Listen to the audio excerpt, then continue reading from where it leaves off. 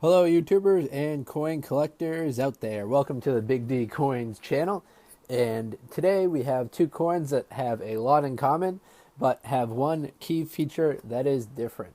So as you can see, we have the 1958 on the left and the 1959 on the right. That both of these coins were made at the Philadelphia Mint, as evidenced by the fact that they do not have a mint mark. However, what's different is the reverse.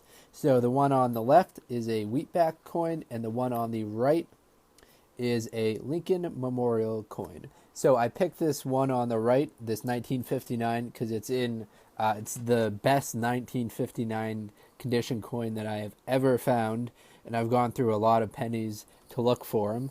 So this one right here is in exceptionally great condition. So if you're looking at your coin and wondering why it's not as shiny as this one, considering it's over 50 years old, that's probably why. But the difference here on the back is that the one on the left is a wheat penny. The wheat pennies were made from 1909 to 1958, so they are made for about 50 years.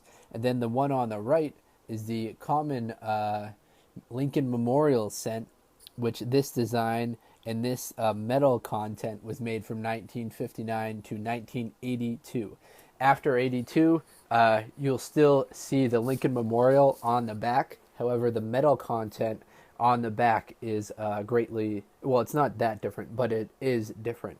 The one you're looking at right here in 1959 is 95% copper, and then the remaining 5% is zinc or tin. The more modern Lincoln Memorial pennies have less copper and more zinc. So you might see a coin that's more, if it's modern, it's more likely to get scratched up, dinged up, rather than the copper coin that you have here, which is a lot sturdier metal, but unfortunately also more expensive. So there are some people out there that hang on to these coins that were made prior to 1982 because of their copper content. The copper content of these coins made them a lot more expensive to produce than their face value. The modern coins, their face value is still less than the production cost. However, that's mitigated a little bit due to the fact that there's less copper in them. So in 1959, there were 609 million of these produced at the Philadelphia Mint. So you'll see those ones that do not have a mint mark. That's the mintages for those. There were also 1 million proof coins produced, which don't have a mint mark on them either.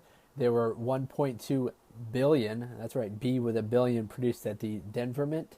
And that is the mintages for the 1959. For 1958, the last year the wheat penny was produced, there weren't a billion produced, but there were, I guess there were if you combine the two mints. So there were 252 million produced at the Philadelphia Mint, which is the one that I have here that doesn't have a mint mark. There were 875,000 produced that were proof coins from the Philadelphia Mint, and there were 800.9 million produced at the Denver Mint. So in 1959, Denver really started to crank out the coins. So let me remove this, and you can see my coin right here that I'm very proud of because of its great shape. But this is 1959. So to give you a little bit of history about what was happening in 1959, Dwight D. Eisenhower was the president. The vice president was Richard Nixon, who would later go on to become the president. Some other interesting stuff.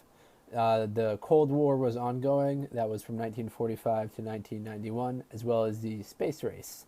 So us competing against Russia, which is happening today as well. So hopefully you enjoyed this video about the 1959. Get out there and look for some transitional errors. Maybe they messed up the mint mark or the metal content, or all of those are kind of on the table, as this was the first year that the Lincoln Memorial cent was produced. All right, enjoy it. Have a great day.